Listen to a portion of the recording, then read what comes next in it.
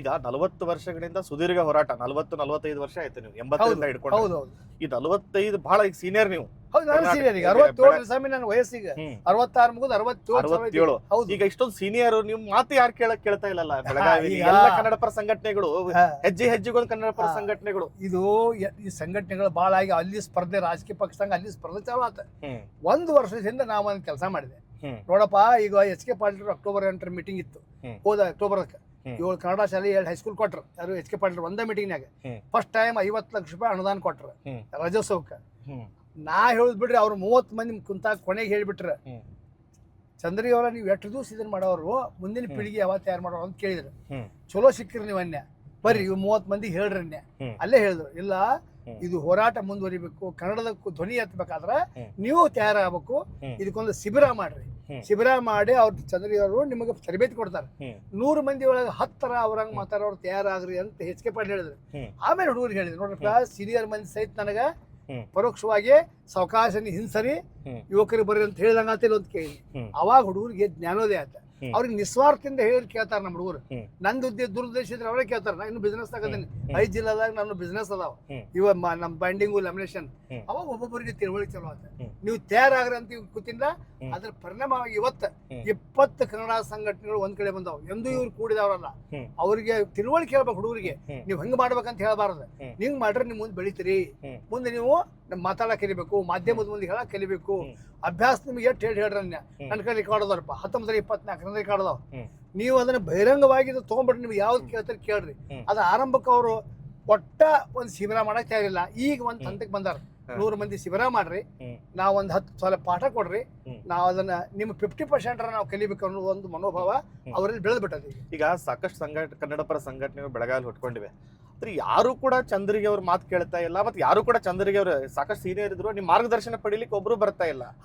ಯಾಕೆ ಅಂತೇಳಿ ಈಗ ಅವ್ರಿಗೇನಾಯ್ತು, ಈಗ ರಾಜ್ಯ ಮಟ್ಟದ ಸಂಘಟನೆಗಳ ಜಿಲ್ಲಾ ಘಟಕದವಲ್ಲ, ಅವ್ರಿಗೆ ಅವ್ರದೇ ಆದ ಅಜೆಂಡ ಇರ್ತೈತಿ. 1999ರಾಗ ರಾಜ್ಯ ಮಟ್ಟದ ಒಂದು ಸಂಘಟನೆಯವರು ಉದ್ಘಾಟನೆ ಹೋಗಿದ್ದೆ. ಅವಾಗ ಅವ್ರು ಏನಂದ್ರು, ನೀವು ಅಲ್ಲಿ ಒಂದು ಸಾರಥ್ಯ ವಹಿಸುವ ಅಂದ್ರ.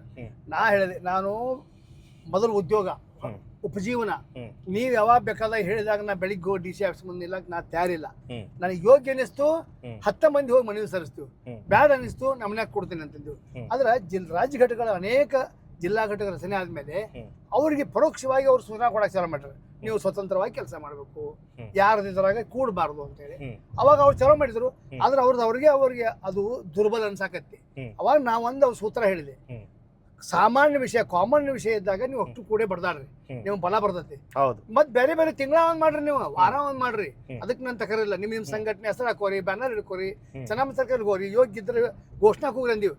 ಅವಾಗ ಅವರು ಇವ್ರು ನಮ್ಮ ಸಂಘಟನೆಗೆ ಯಾವ್ದು ಬಾಧಾ ಬರಲ್ದಂಗ ಇವರು ಸಲಹೆ ಮಾಡಿದಾರ, ಅದನ್ನ ಕೇಳಬೇಕಂತ ತಲೆ ಒಳಗೆ ಬಂತು, ಅವ್ರು ಕೇಳಕತ್ತಾರ. ಈಗ ಬೆಳಗಾವಿಯಲ್ಲಿ ಕನ್ನಡ ಪರ ಸಂಘಟನೆಗಳ ಅಸ್ತಿತ್ವ ಉಳಿದಿದ್ದೆ ಈ MES ಅನ್ನೋ ಹೆಸರಿನಿಂದ. ಏನು ನಿಜ ಒಪ್ಕೋತಾರೆ? ಅದು ಪರಸ್ಪರ ಹೆಂಗದ ಅಂದ್ರೆ, ಅವರು MES ತಾರ ನಾವ್ ಅದೀವಂತ ನೀವ್ ಅದೀವಂತಾರ, ಅವ್ರು ಅಂತಿರ್ತಾರ ಖಾಸಗಿಯಾಗಿ, ನಾವ್ ಅದೀವಂತೇಳಿ ನೀವ್ ಅದಿರಿ, ನಾವ್ ಅದೀವಂತೇಳಿ ಸುವರ್ಣ ಸೌಧ ಅಂತಾರ. ಅವ್ರು ಓಪನ್ ಆಗಿ ಹೇಳ್ತಾರ, ನಾವು ನಮ್ದು ಇಲ್ಲಿ MES ಹಸಿತಿಲ್ಲ ಅಂದ್ರೆ ನೀವು ಸುವರ್ಣ ಸೌಧ ಹಾಕಿದ್ದಿಲ್ಲ ಅಂತಾರ. ಯಾವಾಗಲೂ ಆಕ್ಷನ್ ಟು ರಿಯಾಕ್ಷನ್ ಇದ್ದೇ ಇರ್ತದೆ ಯಾವುದೇ ವಿಷಯದಾಗಲಿ. ಇವತ್ತು MES ಗಡಿ ಭಾಗದ ಗಲಾಟೆ ಐತೆ ಅಂತ ಸುವರ್ಣ ಸೌಧ ಆತು, ನೀವು ನಾವು ನಮ್ಮಿಂದ ಆತಂತ ಅವ್ರು ಹೇಳ್ತಾರೆ ಖಾಸಗಿಯಾಗಿ ಮಾತಾಡೋ ಮುಂದೆ.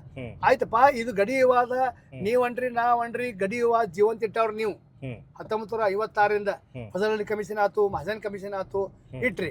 ಈಗ ನೀವು ಸುಪ್ರೀಂ ಕೋರ್ಟಿಗೆ ಹೋಗಿಲ್ಲ ಅಂದ್ರ ಇಟ್ಟು ಮುಗಿದು ಹೋಗಿತ್ತ. ಇದಕ್ಕ ಕೇಂದ್ರ ಸರ್ಕಾರ ಮಹಾಜನ ಆಯೋಗದ ವರದಿ ಅಂತಿಮ ಅಂತ ಅವ್ರು ಘೋಷಣೆ ಮಾಡಿದ್ರ ಈ ವಿಷಯ ಬರ್ತಿರ್ಲಿಲ್ಲ. 99ರಾಗ ಸೋತ್ ಮೇಲೆ ಅವ್ರು ಗಪ್ ಕೊಂಡಿರ್ಬೇಕಾಗಿತ್ತು MES ಅವ್ರು.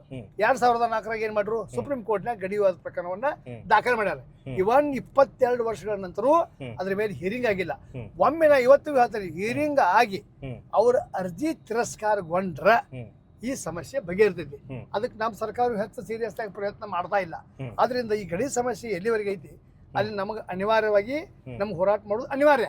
ಇನ್ನೂ ಒಂದು ಆಸ್ಪೆಕ್ಟ್ ಐತಿ, ಮರಾಠಿ ಮತದಾರರ ಮತ ಕೇಳ್ಕೊ, ಮರಾಠಿ ಮತದಾರ ಹೆಚ್ಚದಾರ ಅಂತ ಹೇಳಿ ಇವತ್ತಿಗೂ ಅವ್ರು ಹೇಳಿದಂಗೆ ಕುಣಿಯುವಂತ ನಮ್ಮ BJP ಕಾಂಗ್ರೆಸ್ ನಾಯಕರು ಇಲ್ಲಿ.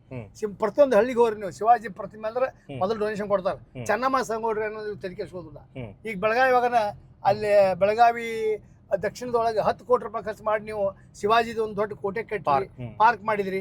ಯಾಕೆ ಚೆನ್ನಮ್ಮ ಸಂಗೊಳ್ಳಿ ರಾಯಣ್ಣದು ಯಾಕೆ ಮಾಡ್ಲಿಲ್ಲ ನೀವು? ಹೌದು ಹೌದು ಅಲ್ಲಿ ರಾಜವಂಶಗೌಡದಾಗ ಅದ್ದೂರಿಯಾಗಿ ನೀವು ಶಿವಾಜಿ ಪ್ರತಿಮೆ ಹಾಕಿರಿ, ಯಾಕೆ ಚೆನ್ನಮ್ಮಂದಿ ಆಗಿ ಇನ್ನೊಂದು ಯಾಕೆ ಮಾಡಬಾರ್ದು?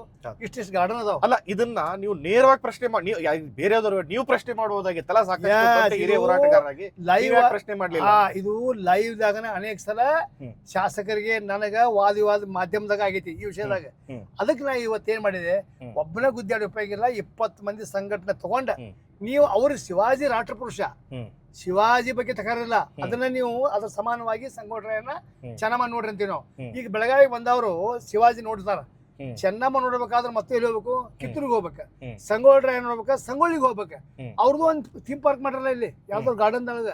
ಆದ್ರೆ ಇದಕ್ಕೆ ಒತ್ತಡ ಬೇಕು. ಇದಕ್ಕೆಲ್ಲಕ್ಕೂ ನಾ ಏನ್ ಸಮಸ್ಯೆ ಹೇಳ್ತೀನಿ, ಒತ್ತಡ ಬೇಕಾದ್ರ ಕನ್ನಡ ಸಂಘಟನೆಗಳು ಒಂದ್ ಕಡೆ ಬರಬೇಕು, ಒಗ್ಗಟ್ಟೆ ಬಲ ಅಂದಿವಿ. ಇನ್ನು ಒಂದೊಂದು ಇಶ್ಯೂನ ತಗೋತೀವಿ, ಅದರಾಗಿಂದ ಹಿಂದೆ ಸರ್ಸಕ್ ಸಾಧ್ಯ ಇಲ್ಲ, ನಾವು ಅದನ್ನ ಮಾಡ್ತೀವಿ.